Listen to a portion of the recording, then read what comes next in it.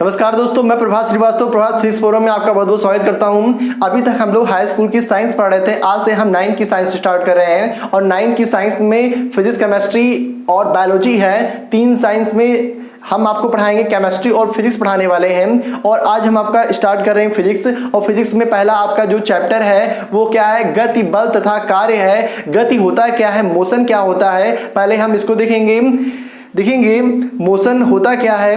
वैसे तो आप मोशन की कोई भी परिभाषा दे नहीं सकते हैं। मोशन की परिभाषा आप तभी दे पाएंगे जब आप किसी को रिलेट करेंगे। रिलेट करके ही क्या करेंगे, आप मोशन की परिभाषा को दे सकते हैं। मोशन क्या होता है, इस देखिएगा, हमारे संसार में जितनी भी वस्तुएं हैं सारी वस्तुएं क्या करती हैं, गति कर रही होती हैं। अब आप पूछेंगे ये कैसे गति कर रही हैं। देखिएगा, हम पृथ्वी पे खड़े हैं तो हम क्या कर रहे हैं, हम तो गति नहीं कर रहे हैं, हम खड़े हुए हैं, हम स्थिर अवस्था में हैं। लेकिन हम जिस पे खड़े हैं, पृथ्वी पे खड़े हैं, तो पृथ्वी घूर्णन गति कर रही है। घूर्णन गति करने के कारण हम भी क्या कर रहे हैं, गति कर रहे हैं। इस पृथ्वी पे जितनी भी वस्तुएं रखी हैं सारी वस्तुएं क्या कर रही हैं, गति कर रही हैं। ऐसे ही पृथ्वी भी आपका सूर्य का चक्कर लगा रहा है, पृथ्वी भी गति कर रहा है, सूर्य भी गति कर रहा है। ब्रह्मांड में जितने ग्रह हैं, नक्षत्र हैं, तारे हैं, सारे के सारे वस्तुएं क्या करती हैं, एक दूसरे का चक्कर लगाती हैं और वो एक प्रकार से मोशन क्या करती हैं। होता क्या है मोशन, इससे पहले हम जानेंगे, मोशन को जानने से पहले हम जानेंगे विरामावस्था क्या होती है, यानी कि रेस्ट की अवस्था क्या होती है। जब तक हम रेस्ट को नहीं जानेंगे तब तक हम मोशन को नहीं जानेंगे। तो इसलिए इससे पहले पढ़ना है हमको विरामावस्था। विरामावस्था होता क्या है, लिखा है, यदि किसी वस्तु की स्थिति में समय के साथ कोई परिवर्तन नहीं होता है तो वस्तु विरामावस्था में कहलाती है। यदि वस्तु की स्थिति में समय के साथ परिवर्तन ना हो रहा हो उसे हम क्या कहेंगे, विरामावस्था। सपोज दैट हम यहाँ पे खड़े हैं, हमारी इससे कुछ डिस्टेंस है, कुछ दूरी पे खड़े हैं और यहाँ पे सामने एक दीवार है, वहां से भी कुछ दूरी पे हम खड़े हुए हैं।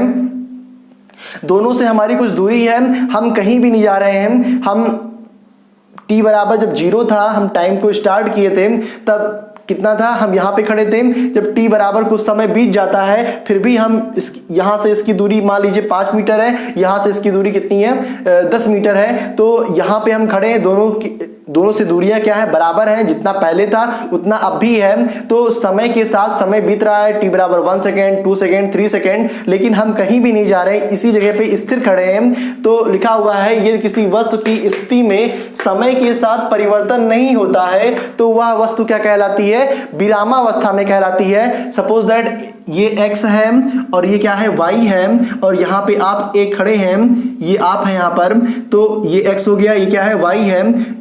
इससे कुछ दूरियां हैं, x और y से आपकी कुछ स्थिति है, कुछ दूरी पे आप खड़े हैं। अगले देखिएगा, तो आप t बराबर 0 था तब भी आप यहीं थे, t बराबर 5 सेकेंड हुआ तब भी आप यहीं हैं, t बराबर 10 सेकेंड हुआ तब भी आप यहीं पे खड़े हैं। तो आप किस अवस्था में कहलाएंगे, विरामावस्था में कहलाएंगे। तो ये आपका हो गया विरामावस्था। इसको हम रिलेट कैसे करेंगे, हम किसी के सापेक्ष स्थिति को नापेंगे। यदि वैसे देखा जाए तो हम बता चुके हैं सारी वस्तुएं क्या कर रही हैं, गति कर रही हैं। तो आप भी क्या कर रहे हैं, गति कर रहे हैं, और जो जिसके सापेक्ष आप ले रहे हैं वो भी क्या कर रहा है, गति कर रहा है। तो यहां देखेंगे, तो इसे कहते हैं विरामावस्था। देखिएगा, यहाँ लिखा हुआ है, मेज पर रखी किताब। आप मेज पर एक किताब रख देते हैं, रात को रख के सो जाते हैं, सुबह उठते हैं वहीं पर पाते हैं, तो वो किस अवस्था में है, विरामावस्था में है।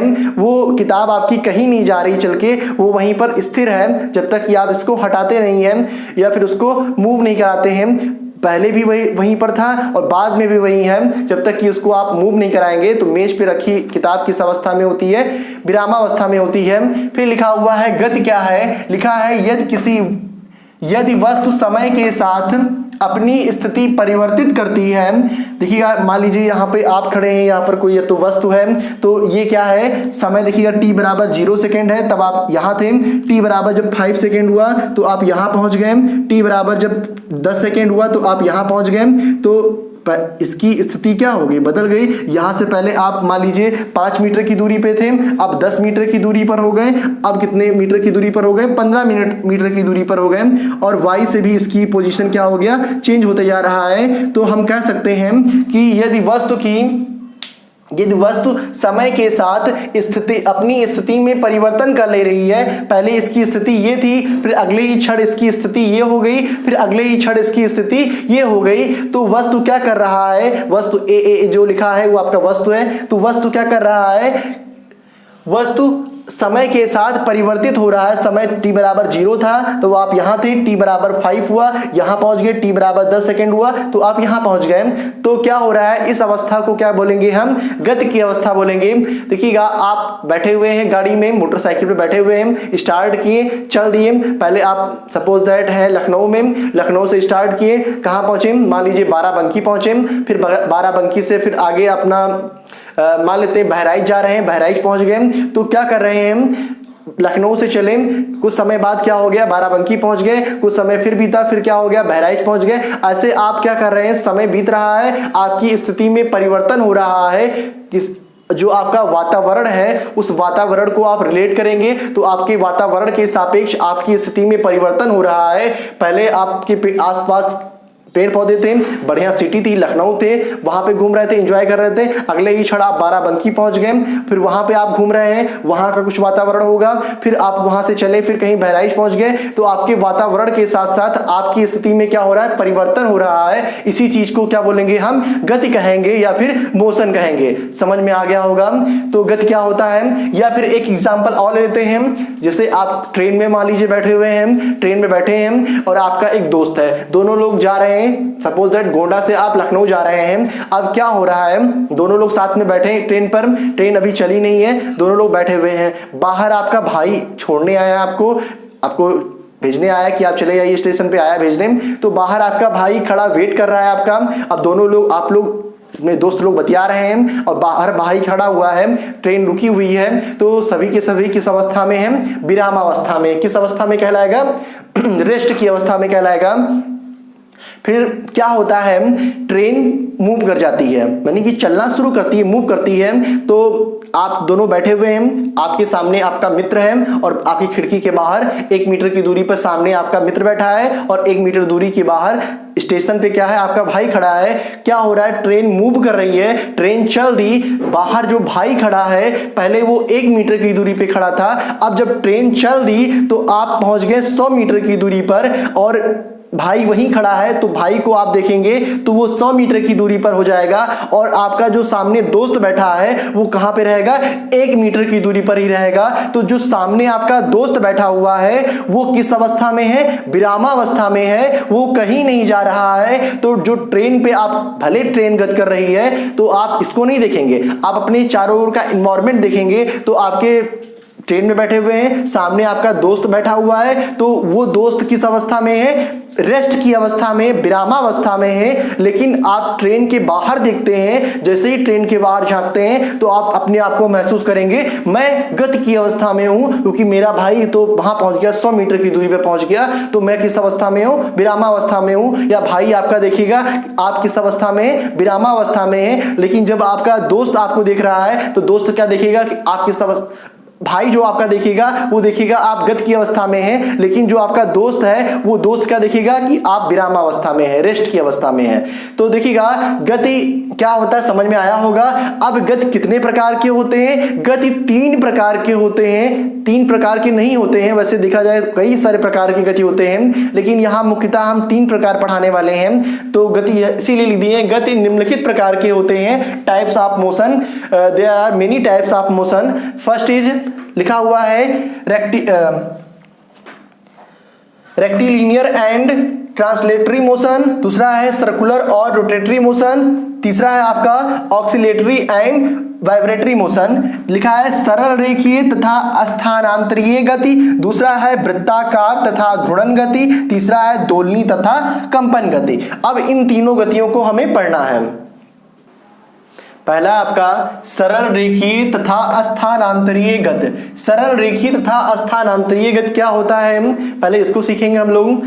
तो सरल रेखीय गति लिखा हुआ है, जब कोई कण एक सरल रेखा में गति करता है तो यह गति सरल रेखीय गति कहलाती है। क्या होता है, दोनों में अंतर है, सरल रेखीय गति अलग होता है, स्थानांतरीय गति क्या होता है, अलग होता है। बस देखिएगा आप, दोनों क्या होता है, एक सरल रेखा में गति करते हैं, सरल रेखीय गति में क्या होगा, कोई एक पार्टिकल होगा, एक कण होगा, वो क्या होगा, एक सरल रेखा में गति करेगा, उसे क्या बोलेंगे हम, सरल रेखीय गति कहेंगे। जैसे यहां लिखा हुआ है क्षैतिज सतह पर लुढ़कती हुई गेंद। एक गेंद है, उसको कण के आकार का हम गेंद लेंगे और उसको हम क्षैतिज सतह मतलब एक ढलानदार पे उसको हम ऐसे लुढ़का देंगे और यदि वो गति कर रही है सरल रेखा में सीधे चलती चली आ रही है, इस प्रकार की गति को हम क्या बोलेंगे, सरल रेखीय गति कहेंगे। या फिर कोई भी छोटा पार्टिकल है उसको एक सरल रेखा में हम गति करा रहे हैं, उसको क्या बोलेंगे, सरल रेखीय गति कहेंगे। स्थानांतरीय गति में क्या होगा, लिखा है जब एक वस्तु एक सीधी रेखा में गतिमान होती है तो उसकी गति स्थानांतरीय गति कहलाती है। यहां पे कण की बात नहीं कर रहा है, किसकी बात कर रहा है, वस्तु की बात कर रहा है। यहां पे कण नहीं लेंगे, क्या लेंगे हम, वस्तु लेंगे। तो जब एक वस्तु सीधी रेखा में गति करती है, सपोज दैट एक सीधी रोड बनी हुई है, एक लड़का उसमें दौड़ रहा है, दौड़ लगा रहा है, सीधे दौड़ते हुए सीधे चला जा रहा है, तो इस प्रकार की गति क्या हो जाएगा आपका, क्या कहलाएगा, आपका स्थानांतरीय गति कहलाएगा। इसको हम स्थानांतरीय गति कहेंगे, सरल रेखीय गति ना बोल करके क्या बोलेंगे, स्थानांतरीय गति। वो यहां पे था, वो स्थानांतरित होके वहां चला गया और एक वस्तु है, इसे हम बड़ा पार्टिकल मतलब छोटा हो गया और वस्तु क्या हो गया, बड़ा हो गया, तो उसको हम गति करा रहे हैं, एक स्थान से दूसरे स्थान पे सीधी रेखा में चला जा रहा है। इस प्रकार की गति क्या कहलाएगी, स्थानांतरीय गति। जैसे लिखा है हाथ से लुढ़कता हुआ पत्थर, हाथ से गिरता हुआ पत्थर, एक पत्थर लेते हैं, छोड़ देते हैं, सीधे वो पृथ्वी की ओर जा रही है, तो इस प्रकार की गति को क्या बोलेंगे हम, स्थानांतरीय गति। फिर लिखा हुआ है वृत्तीय तथा घूर्णन गति। लिखा है वृत्तीय तथा घूर्णन गति होता क्या है, जब कोई कण किसी वृत्ताकार मार्ग पर गति करता है तो उसकी गति क्या कहलाती है, वृत्तीय गति कहलाती है। एक वस्तु लेते हैं, वस्तु को क्या करते हैं, एक कण क्या लेते हैं, कण लेते हैं। जैसे कि आपका कण के रूप में कोई भी वस्तु कोई भी चीज होगा, उसको लेते हैं, बांध देते हैं धागे से, धागे से बांधने के बाद गोल गोल घुमा रहे हैं। अब धागे से बांधने के बाद वो कण क्या हो रहा है, चारों ओर मूव कर रहा है, आप इसको घुमा रहे हैं, ये ऐसे चारों ओर घूम रहा है। इस प्रकार की गति क्या कहलाएगी, वृत्तीय गति कहलाएगी। ऐसे ही कण से मिलकर के क्या बन जाएगा, एक वस्तु बन जाएगा। और वस्तु को, जैसे कि आपका साइकिल का रिम है, साइकिल के रिम में कई सारे कण लगे होंगे। अब वो क्या कर रहा है, साइकिल के रिम को आप जब पैडल मारते हैं क्या होता है, गोल गोल घूमता है। तो इस प्रकार की गति को क्या बोलेंगे हम, घूर्णन गति कहेंगे। एक जगह पे आप पॉइंट कर दीजिए या फिर आप देखिएगा उसमें जहाँ पे हवा भरा जाता है, वो देखिएगा वो घूम करके फिर से वो वहीं पर पहुंचता है। यदि वो जहां से चला है फिर से वहीं पर पहुंच जा रहा है तो उसका एक घूर्णन कहलाएगा। जहां पे था वो, जहां से वो चला फिर से वो घूम करके फिर से उसी स्थान पे आ गया, उसको कहेंगे एक घूर्णन गति कहेंगे। और घूर्णन गति में क्या होंगे, सारे के सारे पार्टिकल्स मूव करेंगे। देखिएगा यहाँ पे जैसे ये किताब है आपका, ये किताब है, अब इसको हम ऐसे मूव करा रहे हैं। अब इसके सभी पार्टिकल्स देखिएगा, ये पार्टिकल सारे पार्टिकल्स क्या हो रहे हैं, मूव कर रहे हैं, कई सारे पार्टिकल से मिलकर बना हुआ है। अब इसको घुमा रहे हैं, ये गोल गोल घूम रहा है, तो ये किस प्रकार की गति कर रहा है, आपका कर रहा है ये घूर्णन गति कर रहा है। या एक देखिएगा जो पृथ्वी है कई सारे पार्टिकल से मिलकर बनी हुई है और पृथ्वी क्या कर रही है, ऐसे गोल गोल घूम रही है, गोल गोल घूम रही है। इसके कारण जो गति कर रही है वो गति कैसी है, घूर्णन गति है। तो लिखा हुआ है जब कोई वस्तु स्थिर अक्ष के परितः इस प्रकार गति करती है कि वस्तु का प्रत्येक कण वृत्तीय पथ पर गति करता है एवं समस्त वृत्तीय पथों का केंद्र उसके अक्ष पर होता है, तो इस प्रकार की गति क्या कहलाती है, घूर्णन गति कहलाती है। आप लट्टू देखे हैं, लट्टू में क्या होता है, जो उसका समस्त भार होता है उसके केंद्र में स्थिर होता है और लट्टू क्या होता है, ऐसे गोल गोल घूम रहा होता है और उसका एक पॉइंट होता है। वो पॉइंट क्या होता है, ये पॉइंट हो गया। अब ये ऐसे गोल गोल घूम रहा है तो इसका समस्त भार क्या है, उसके अक्ष में मतलब बीचों बीच में क्या है, लिखा हुआ है जब कोई वस्तु स्थिर अक्ष के परितः गति करता है। अब वो किसी एक स्थिर अक्ष के परितः ऐसे गोल गोल घूम रहा है तो इस प्रकार की गति को क्या बोलेंगे हम, घूर्णन गति कहेंगे। अब ये इसका समस्त केंद्र क्या है, इसके अक्ष पर केंद्रित है। वस्तु का प्रत्येक कण वृत्तीय पथ पर गति करता है तथा समस्त वृत्तीय पथों का केंद्र उसके अक्ष पर होता है। तो इस प्रकार की गति को घूर्णन गति कहते हैं। जैसे लिखा है गोल घूमता लट्टू, गोल घूमता लट्टू किस प्रकार की गति करता है? घूर्णन गति करता है आपका। फिर अगला है आपका लिखा हुआ है यहाँ पर दोलनी तथा कांपनी गति। दोलनी तथा कांपनी गति क्या होता है? देखिएगा यहाँ पे हम कैसे समझाएं। देखिएगा आप, हाँ, आपके घर में घड़ी होगी, घड़ी में देखते होंगे आप पेंडुलम। पेंडुलम क्या करता है? ये ऐसे जाता है, फिर ऐसे आता है, फिर ऐसे जाता है, फिर ऐसे आता है। तो इस प्रकार से जो गति करता है उसे क्या कहेंगे हम? दोलनी गति। ये ऐसे गया, पहले आगे गया, पहले यहाँ पहुंचा, फिर यहाँ आया, फिर यहाँ जहाँ से चला था फिर वहीं पहुंचा, फिर जहाँ जाना था वहाँ गया, फिर ऐसे, मतलब टू फॉर मोशन, इसको टू फॉर मोशन भी बोलते हैं। यहाँ तक गया, यहाँ से यहाँ तक, फिर यहाँ से यहाँ तक, यही करता है, आगे पीछे इस प्रकार की गति करता है। इस प्रकार की गति को क्या बोलेंगे हम? दोलनी गति कहेंगे। लिखा है जब कोई वस्तु एक निश्चित बिंदु के इधर उधर एक सरल रेखीय पथ पर गति करती है तो यह गति कैसी गति कहलाती है? दोलनी गति कहलाती है। लिखा है जैसे घड़ी के पेंडुलम की गति। घड़ी का जो पेंडुलम होता है आप देखे होंगे नीचे लगा होता है, इस प्रकार ये एक सरल रेखा में इधर उधर क्या करता है? गति क्या करता है। इस प्रकार की गति को क्या बोलेंगे हम? दोलनी गति कहेंगे।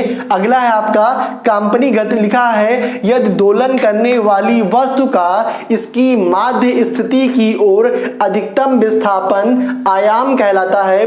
कोई भी दोलन कर रही है वस्तु, उसका माध्य स्थिति से इधर उधर जो मोशन कर रहा है, सपोज दैट एक ये आपका धागा है और धागे को आप एक तना हुआ डोरी लेते हैं, तने हुए डोरी को आप पकड़ के खींच के छोड़ देते हैं तो ये ऊपर जाता है, फिर नीचे आता है, फिर ऊपर जाता है, फिर नीचे आता है। देखे होंगे आप लोग, धागा तना हुआ है, कस के बांध दीजिए, फिर पकड़ के बीच से छोड़िए तो ऊपर जाएगा, नीचे आएगा, ऐसे इस प्रकार से मोशन करेगा। तो इसको हम दोलनी गति नहीं कहेंगे, क्या बोलेंगे? कांपनी गति कहेंगे। और ये जो ऐसे मोशन कर रहा है, ये धागा ऊपर जा रहा है, फिर ये नीचे आ रहा है, ये धागा हुआ पकड़ के खींचे छोड़ दिए, ये ऊपर गया, नीचे गया, फिर ऊपर गया, फिर नीचे गया।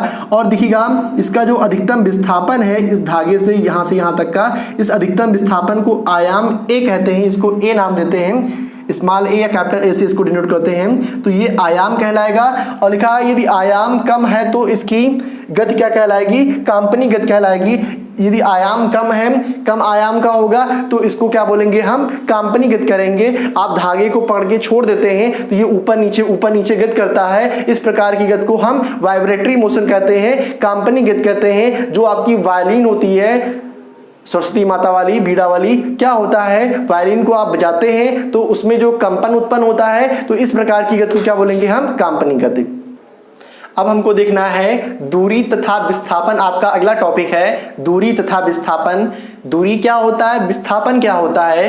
देखिएगा दोनों एक हिसाब से एक ही चीज है, दोनों एक प्रकार की लंबाइयां हैं, दोनों लंबाई है, लेकिन होता क्या है समझेंगे। मान लीजिए आप यहाँ पर स्थित हैं और यहाँ से आप चलना शुरू करते हैं, यहाँ गए, फिर उसके बाद यहाँ गए, फिर यहाँ पहुँचे, फिर यहाँ पहुँचे, ऐसे इस प्रकार से आप गति कर रहे हैं।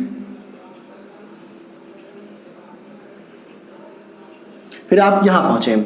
यदि आपको जाना है, ये ऐसे सड़क बनी हुई है, ऐसे ऐसे मूव करते हुए यहाँ पे आप पहुँच जा रहे हैं, वाई पहुँच जा रहे हैं, बीच में कई सारे घर हैं या कुछ है, तो क्या है आपको ये सड़क बनी हुई है, सड़क के रास्ते जाना है, आप इस प्रकार से जा रहे हैं और फिर वाई पर आप पहुँच रहे हैं। तो यहाँ से चलना शुरू किए और फिर यहाँ पर आप पहुँचे, तो यहाँ से आप गए होंगे, कुछ दूरी रही होगी, कुछ लंबाई है, फिर यहाँ की कुछ लंबाई रही होगी, फिर यहाँ कुछ लंबाई रही होगी, ऐसे चलते चलते फिर आप यहाँ पर पहुँच गए।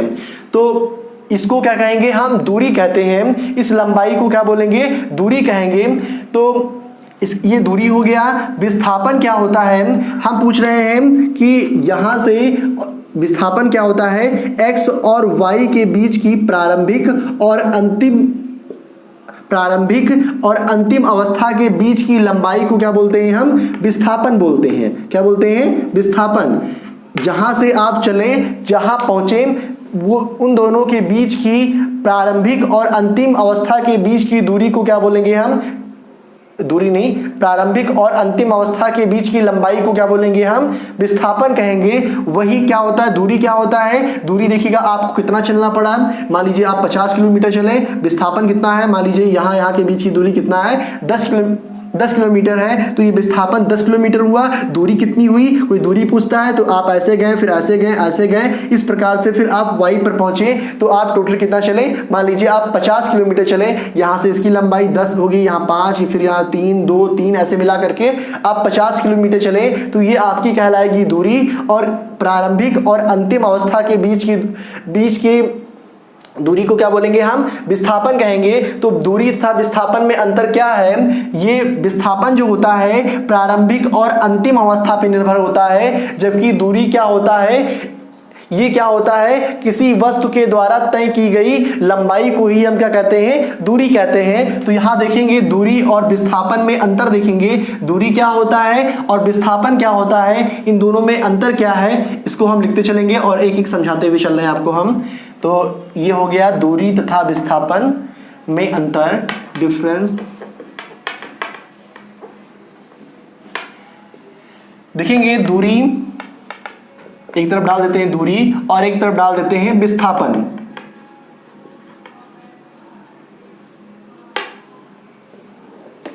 पहला अंतर क्या है, पहले दूरी की डिफिनेशन क्या है, तो क्या लिखेंगे आप, किसी वस्तु द्वारा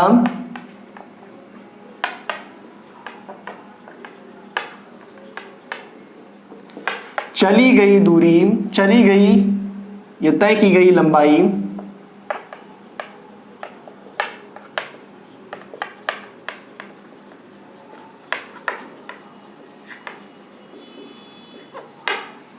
क्या कहलाती है, दूरी कहलाती है। दूरी कहलाती है। तो किसी वस्तु द्वारा चली गई लंबाई, टोटल लंबाई कितना चल रहा है, यहां से चला, ऐसे ऐसे चलते चलते चलते चलते वो फिर क्या कर रहा है, यहां पे पहुंच रहा है, वाई पे पहुंच रहा है, एक्स से चला, इस वाई पे पहुंचा। तो इस पूरी चली गई लंबाई को क्या कहेंगे हम, दूरी कहेंगे। जबकि विस्थापन क्या होता है, विस्थापन में ऐसा कुछ नहीं होता है। विस्थापन में सिर्फ यहां से यहां तक के बीच की प्रारंभिक और अंतिम अवस्था के बीच की दूरी को ही क्या कहते हैं, विस्थापन कहते हैं। तो लिखेंगे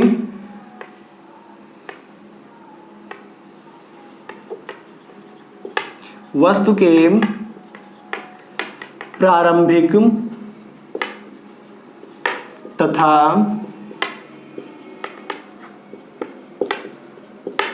अंतिम अवस्था के बीच की दूरी या बीच की लंबाई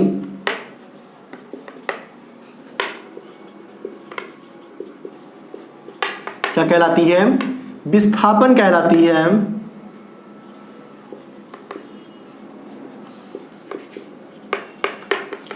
विस्थापन कहलाती है।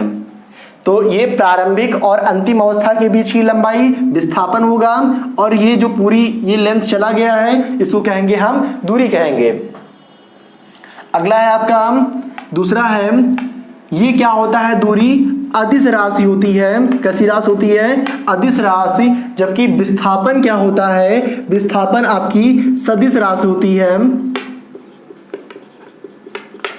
दूसरा अंतर है, ये अदिश राशि है और ये क्या है, सदिश राशि है। अदिश राशि और सदिश राशि में अंतर क्या है, अदिश राशि उसे कहते हैं जिसमें सिर्फ परिमाण हो, मैग्नीट्यूड हो और दिशा ना हो, उसे क्या कहेंगे हम, अदिश राशि कहेंगे। देखिएगा दूरी में कोई दिशा नहीं है, हम किधर जा रहे हैं, पहले हम ऐसे गए ऊपर की ओर, फिर पहले हम सपोज दैट ये आपका ईस्ट है, डायरेक्शन क्या होता है ये आप जानते हैं, ये पूरब होता है, ये पश्चिम होता है, ये उत्तर, और ये क्या होता है, दक्षिण होता है।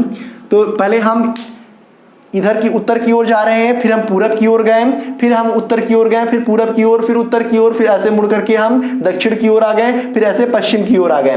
तो दूरी में कोई भी दिशा नहीं है, ऐसे चलते हुए चले जा रहे हैं, कोई दिशा नहीं है। लेकिन विस्थापन में क्या होता है, विस्थापन में सपोज दैट आप यहाँ पर, ये आपका लखनऊ है, ये दिल्ली है और यहाँ पर लखनऊ है, तो हम कहेंगे मैप के जरिए बताना हो कि दिल्ली से लखनऊ किस दिशा में है, तो आप क्या कहेंगे, दिल्ली से लखनऊ आपका ये पूरब हो गया, ये आपका पश्चिम हो गया, ये उत्तर, ये आपका दक्षिण। तो आप कहेंगे पूरब और दक्षिण की दिशा में लखनऊ आपका स्थित है। कहाँ स्थित है, पूरब और दक्षिण दिशा में लखनऊ स्थित है। दिल्ली से पूरब दक्षिण दिशा में क्या है आपका लखनऊ ऐसे स्थित है। तो ये आप बता सकते हैं, ये पूरब हो गया, ये क्या हो गया दक्षिण हो गया, इस डायरेक्शन में क्या है लखनऊ स्थित है। और इन दोनों के बीच की दूरी, आप हेलीकॉप्टर से चलते हैं लखनऊ में लैंड कर जाते हैं, तो इन दोनों के बीच की दूरी क्या कहलाएगी आपकी विस्थापन कहलाएगी। वही आपको सड़क के रास्ते जाना हो तो कहीं इधर मोड़ है कहीं इधर मोड़ है, पूरा ऐसे जाते जाते जाते फिर आखिरकार क्या करेंगे आप लखनऊ पहुंच जाएंगे। ट्रेन के रास्ते जैसे भी हो घूमते घुमाते फिर आप लखनऊ पहुंचेंगे। वायुयान से जाना हो तो सीधे चले फिर लैंड कर गए।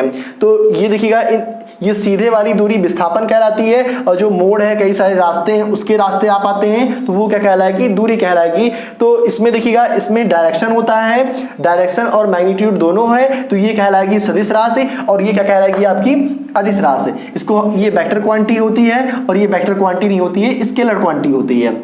अगला नेक्स्ट है आपका, दोनों में अंतर देखना है हमें। अगला अंतर देख सकते हैं, ये दूरी जो होती है सदैव क्या होती है धनात्मक होती है। ये क्या होती है सदैव धनात्मक होती है, जबकि आपका विस्थापन धनात्मक, ऋणात्मक, धनात्मक, ऋणात्मक और क्या हो सकती है तथा शून्य भी हो सकती है। आपका विस्थापन धनात्मक भी हो सकता है, ऋणात्मक भी हो सकता है और शून्य भी हो सकता है, क्योंकि इसमें क्या है वेक्टर, आप जानते हैं वेक्टर क्या होता है, वेक्टर का गुण होता है, सदिश राशियों का गुण होता है कि ये धनात्मक, ऋणात्मक और शून्य सब हो सकता है, लेकिन जो आपकी दूरी होती है सदैव क्या होती है धनात्मक होती है। ये दोनों में बहुत ही बड़ा अंतर है, धनात्मक होती है, धनात्मक ऋणात्मक शून्य हो सकती है। सपोज दैट आप जहां पर भी हो वहां, सपोज दैट आप लखनऊ से गए दिल्ली और फिर दिल्ली से फिर क्या कर रहे हैं आपका काम नहीं हुआ फिर लौट आए वहां से आप, तो पहले लखनऊ से चले कहाँ गए दिल्ली गए और दिल्ली से फिर लौट आए लखनऊ में। पूछा जा रहा है कितनी दूरी चले, तो सपोज दैट लखनऊ से हमें इतना मालूम नहीं है, मान लेते हैं कि उसकी दूरी कुछ है आपकी, ठीक है, मान लेते हैं लखनऊ से दिल्ली की दूरी है 200 किलोमीटर है, तो 200 किलोमीटर आप गए, फिर 200 किलोमीटर से फिर यहाँ पे आ रहे हैं, तो 200 कितना हो गया 400 हो गया, तो दूरी कितनी हो गई 400 किलोमीटर हुई। वही पूछा जा रहा है कि विस्थापन कितना हुआ, तो आप यहाँ से कहाँ गए दिल्ली गए 200 किलोमीटर, फिर ये आप प्लस 200 कहलाएगा, फिर वहां से लौटे दिल्ली से फिर लखनऊ आ रहे हैं तो वो माइनस 200 किलोमीटर हुआ, तो 200 यहां से आप जो गए वो आपका प्लस 200, फिर वहां से आप लौट के आए दिल्ली से कितना हो गया माइनस 200 हो गया, माइनस 200 हो गया। दोनों को जब आप ऐड करेंगे तो 200 और माइनस 200 कितना हो जाएगा आपका 0 हो जाएगा, शून्य हो जाएगा। इस प्रकार विस्थापन कितना हो गया शून्य हो गया। आप कहीं जाते हैं और फिर वहां से क्या होता है लौट आते हैं, तो इस प्रकार इसको क्या बोलेंगे हम विस्थापन क्या होता है शून्य होता है। विस्थापन शून्य धनात्मक ऋणात्मक दोनों हो सकता है और ये हमेशा सदैव क्या होता है आपका धनात्मक होता है। तो ये इसमें क्या हो गया मेन डिफरेंस हो गए। तो गति को एक प्रकार से हम और भी बांट सकते हैं। देखिए लिखा हुआ है एक समान गति और असमान गति, uniform motion, non uniform motion. एक समान गति क्या होता है, यदि कोई वस्तु एक नियत समयांतराल में समान दूरी तय करती है तो उसकी इस प्रकार की गति क्या कहलाएगी आपकी एक समान गति। मान लीजिए आप बस की सवारी कर रहे हैं, बस से सपोज दैट आप यहाँ पर हैं, मान लीजिए कुछ समय बीतता है 5 सेकेंड बीतता है, अगले 5 सेकेंड में आप यहाँ पहुँच जाते हैं। मान लीजिए इतनी दूरी आप तय कर लेते हैं 5 सेकेंड में, t बराबर 5 सेकेंड में, t इक्वल 5 सेकेंड। 5 सेकेंड में आप तय कर रहे हैं दूरी, मान लीजिए 100 मीटर की दूरी तय कर ले रहे हैं। एक बस से आप सवारी कर रहे हैं, 5 सेकेंड में 100 मीटर चल रहे हैं, फिर से 5 सेकेंड में t बराबर 5 सेकेंड में कितना चल रहे हैं 100 मीटर की दूरी तय कर रहे हैं। फिर अगले t बराबर 5 सेकेंड में फिर आप क्या कर रहे हैं, 5 सेकंड में 100 मीटर की दूरी तय कर रहे हैं, यानी कि हर एक 5 सेकंड में आप 100 मीटर की दूरी तय कर रहे हैं। इसका मतलब समय हमने कितना लिया, 5 सेकंड लिया, और हर एक 5 सेकंड में क्या हो रहा है, आप 100 मीटर मतलब एक समान दूरी तय कर रहे हैं। एक समान समय में एक समान दूरी तय करना क्या कहलाता है, एक समान गति कहलाता है। एक समान गति क्या होता है, एक समान समय में समयांतराल समान हो और समान समयांतराल में एक समान दूरी तय करना, उतनी ही दूरी तय करना जितनी पहले वाले समय में आपने तय की थी। तो हर एक 5 सेकंड में 100 मीटर की दूरी तय कर रहे हैं, तो इस प्रकार की गति को क्या बोलेंगे हम, एक समान गति। ऐसे लिखा हुआ है असमान गति, नॉन यूनिफॉर्म मोशन। लिखा है यदि कोई वस्तु समान समयांतराल में असमान दूरी तय करती है, कैसी दूरी, असमान दूरी तय करती है, तो उसकी इस प्रकार की गति क्या कहलाएगी, असमान गति कहलाएगी। देखेंगे यहां पर हर एक समयांतराल में t बराबर 5 सेकंड था, 100 मीटर चला। अगले बार में t बराबर 5 सेकंड में मान लीजिए वो चल रहा है 85 मीटर चल रहा है, कितना चल रहा है, 50 मीटर। फिर अगले t बराबर 5 सेकंड में चल रहा है वो 70 मीटर की दूरी तय कर रहा है। तो पहले t बराबर पहले 5 सेकंड में 100 मीटर चला, अगले 5 सेकंड में 50 मीटर चला, फिर अगले 5 सेकंड में 70 मीटर चला। तो देखिएगा दूरी क्या है, पहले 100 मीटर, 5 मीटर, 50 मीटर, फिर 70 मीटर, अलग अलग दूरियां हैं, समय वही है, समय वही लग रहा है। t बराबर 5 सेकंड, t फॉर टाइम, तो टाइम उतना ही लग रहा है, 5 सेकंड लग रहा है, मगर एक 5 सेकंड में 100 मीटर चल रहे हैं, अगले 5 सेकंड में आप 70 चल रहे हैं, फिर अगले 5 सेकंड में 50 चल रहे हैं। फिर यानी कि आपका क्या हो रहा है, दूरी आपकी बदल रही है, कभी तेज चल रहे हैं, कभी आप धीरे चल रहे हैं। तो लिखा हुआ है यदि कोई वस्तु समान समयांतराल में, समान समयांतराल मतलब समय हम क्या कर रहे हैं, बराबर बराबर ले रहे हैं हर जगह, असमान दूरी तय करती है। दूरी क्या है, हर जगह भिन्न भिन्न है, तो इसकी इस प्रकार की गति क्या कहलाएगी, असमान गति। इसको हम नॉन यूनिफॉर्म मोशन कहेंगे। अब नेक्स्ट पॉइंट है आपका चाल तथा स्पीड। चाल मतलब होता है स्पीड, चाल तथा गति, ठीक है। अब चाल क्या होता है इसको हम देखेंगे, चाल तथा वेग को देखेंगे। वेग वेलोसिटी क्या होता है और चाल क्या होता है, स्पीड क्या होता है, इसको देखेंगे।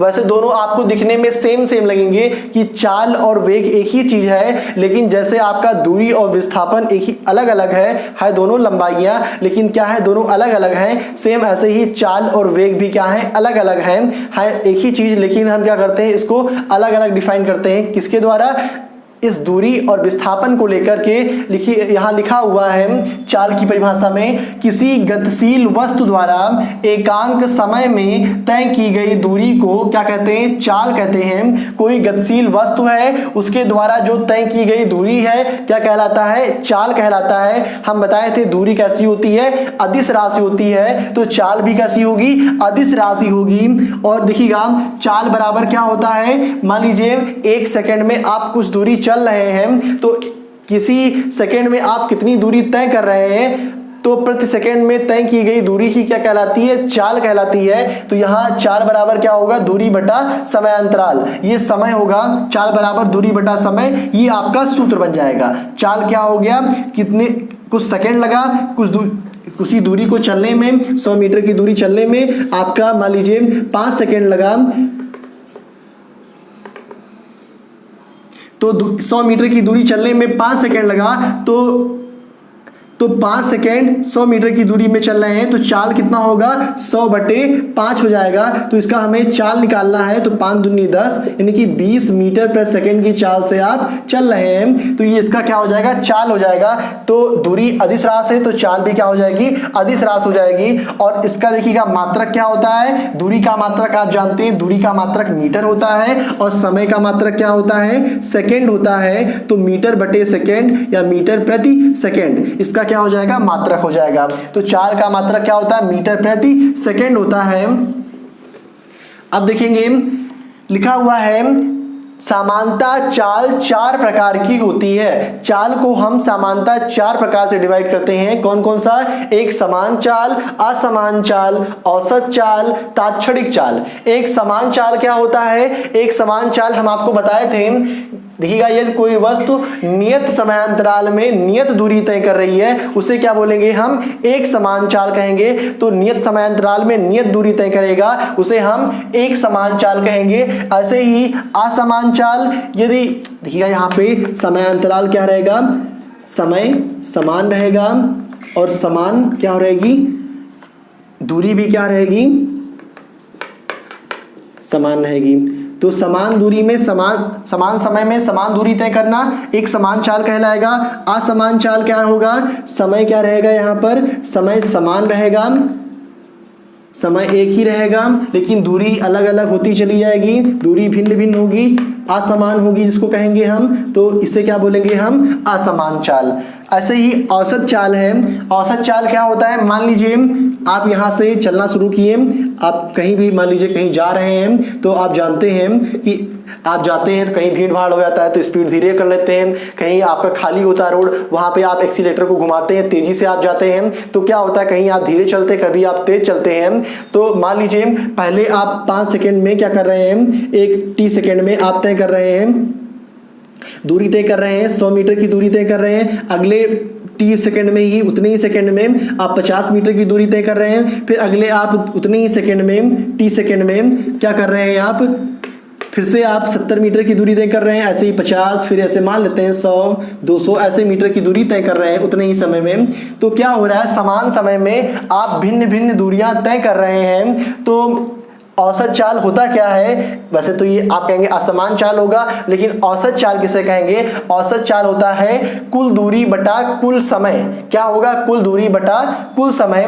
तो देखेंगे कुल दूरी कितनी है आपकी, 100 है प्लस 50 है प्लस आपका 70 है प्लस 50 है प्लस 100 है प्लस 200 है। तो कुल दूरी बटा कुल समय कितना लगा, समय टोटल हम जोड़ लेंगे, समय टोटल मान लीजिए 5 घंटा लग रहा है पहुंचने में, तो टोटल समय कितना हो गया 5 घंटा। तो कुल दूरी, टोटल दूरी को जोड़ेंगे बटा कुल समय करेंगे। तो इस प्रकार जब इसको सॉल्व करेंगे जो भी आएगा आपका, वो आपका जो आपका मैग्नीट्यूड आएगा वो क्या कहलाएगा, आपका औसत चाल कहलाएगा। तो औसत चाल का फार्मूला होता है, औसत चाल बराबर होता है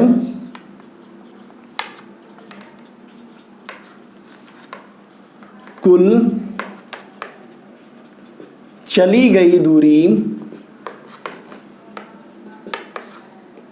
बटा कुल समयांतराल।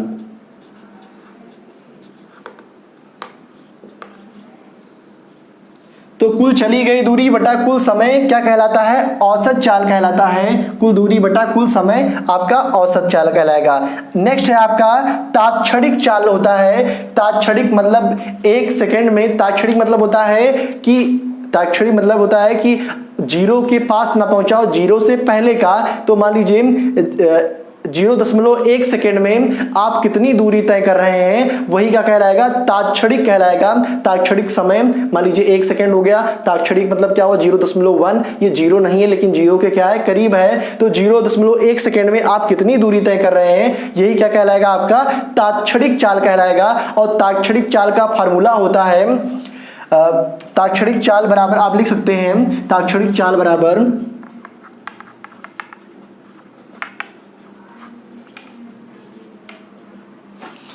मान लीजिए डेल एस बटा डेल टी। आप डेल एस दूरी तय कर रहे हैं, बहुत ही स्मॉल दूरी तय कर रहे हैं। जब आप बहुत ही कम समय लेंगे तो कम दूरी भी तय करेंगे। तो बहुत ही कम दूरी, कम समय में बहुत ही कम दूरी तय करना ही क्या कहलाएगा, आपका तात्क्षणिक चाल कहलाएगा। और चाल ये हो गया, तो चाल समझ में आया होगा। चाल क्या होता है, किसी गतिशील वस्तु द्वारा एकांक समय में तय की गई दूरी को हम चाल कहते हैं। लेकिन अब हमें पढ़ना है वेग, पढ़ना है चाल, फिर अगला है आपका वेग है, जिसको हम क्या बोलते हैं, वेलोसिटी बोलते हैं। तो यहां लिख देते हैं वेग, सेम सेम मिलता जुलता है, समझते हुए चले आइएगा। इसकी इंग्लिश होती है वेलोसिटी। देखिएगा किसी गतिशील वस्तु द्वारा, अब यहाँ पे एकांक समय में एक निश्चित दिशा में चली गई दूरी, यहां पे हम दूरी को नहीं लेंगे, किसको लेंगे, विस्थापन को लेंगे। किसी वस्तु द्वारा एक निश्चित दिशा में चला गया विस्थापन क्या कहलाएगा, आपका वेग कहलाएगा। तो किसी गतिशील वस्तु द्वारा एकांक समय में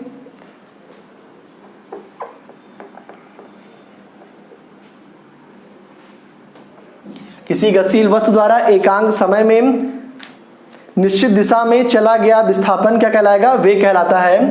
तो यहां क्या लिखेंगे? गतिशील वस्तु द्वारा एकांक समय में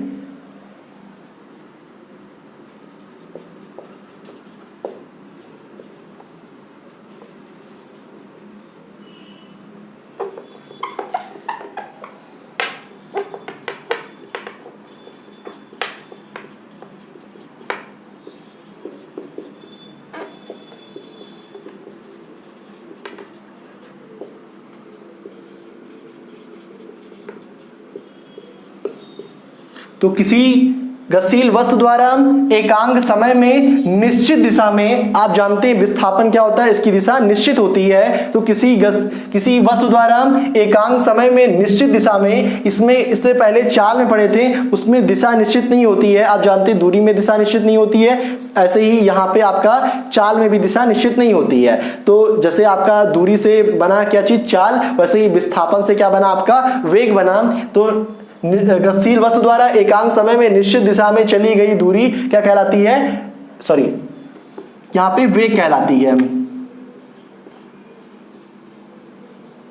वेग कहलाती है। और वेग का फार्मूला जैसे दूरी बटा समय अंतराल था, वैसे ही वेग बराबर क्या हो जाएगा? यहाँ पे दूरी के स्थान पे क्या लिख देंगे? विस्थापन लिख देंगे। दोनों लंबाई है, विस्थापन और दूरी, मगर हम अंतर आपको पहले बता चुके हैं, देख लीजिएगा। तो वेग बराबर क्या हो जाएगा? विस्थापन बटा समय हो जाएगा। लेकिन देखिएगा चाल क्या होती है? अदिश राशि होती है। और हम आपको बताए थे चाल अदिश राशि होती है क्योंकि आपकी दूरी क्या होती है? अदिश होती है। सेम ऐसे ही वेग क्या हो जाएगा आपका? देखिएगा निश्चित दिशा में चली गई दूरी, और निश्चित दिशा क्या होती है? विस्थापन कहलाता है। और विस्थापन सदिश राशि होता है, तो वेग भी क्या हो जाएगा आपका? सदिश राशि होती है। तो यहां लिखेंगे वेग बराबर, वेग एक सदिश राशि है और इसका मात्रक देखिएगा, इसका भी मात्रक क्या हो जाएगा? मीटर। विस्थापन का भी मात्रक मीटर हो जाएगा और समय का मात्रक क्या हो जाएगा? सेकंड हो जाएगा। तो इसका भी मात्रक क्या हो जाएगा? मीटर प्रति सेकंड हो जाएगा। यहां पे लिखेंगे समानता चाल के स्थान पे वेग कर दीजिएगा। समानता वेग 4 प्रकार के होते हैं। एक समान वेग, यहां बदलते चले जाइए, एक समान वेग, असमान वेग, और लास्ट क्या हो जाएगा? औसत वेग, और लास्ट हो जाएगा आपका ताक्षणिक वेग।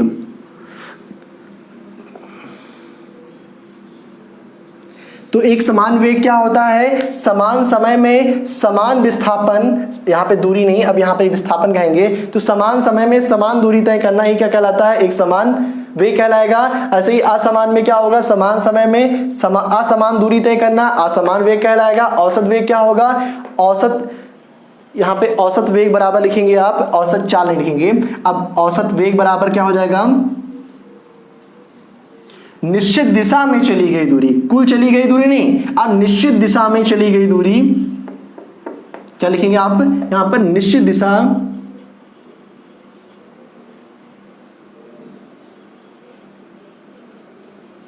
में चली गई दूरी, निश्चित दिशा में चली गई दूरी बटा कुल समय क्या कहलाएगा? औसत वेग कहलाएगा। ऐसे ही ताक्षणिक वेग है, ताक्षणिक वेग क्या हो जाएगा? ताक्षणिक वेग बराबर आप लिख सकते हैं किसी एक यूनिट टाइम में कितना विस्थापन हो रहा है, वही क्या कहलाएगा? आपका ताक्षणिक वेग कहलाएगा।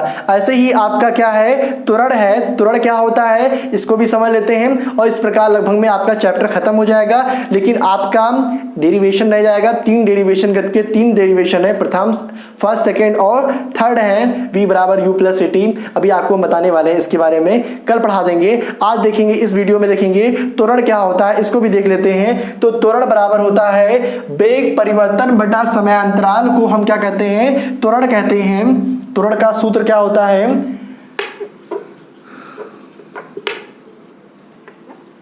त्वरण यानी कि एक्सीलरेशन। एक्सीलरेशन क्या होता है? देखिएगा समय के साथ वेग में क्या हो रहा है? परिवर्तन हो रहा है। आप मोटरसाइकिल को स्टार्ट किए, मोटरसाइकिल को स्टार्ट करने के बाद चलाना शुरू किए, तो मोटरसाइकिल को चला रहे हैं, पहले उसकी कुछ वेलोसिटी थी, कुछ वेलोसिटी से आप जा रहे हैं, अचानक ही खाली रोड मिल गई, कस के खींच दिए एक्सीलेटर, तेज भगी, फिर क्या कर रहे हैं? आगे कुछ गाय आ गई या फिर कोई बच्चे आ गए स्कूल के, धीरे किए, फिर तेज किए, फिर धीरे किए। तो क्या कर रहे हैं आप? इसकी वेलोसिटी में बदलाव कर रहे हैं, इसके वेग में बदलाव कर रहे हैं। तो क्या हो रहा है? एक समयांतराल में उसके वेग में परिवर्तन करना, किसी निश्चित समय में उसके वेग में परिवर्तन करना क्या कहलाता है? आपका त्वरण कहलाता है। तो त्वरण का परिभाषा हो जाएगा वेग परिवर्तन की दर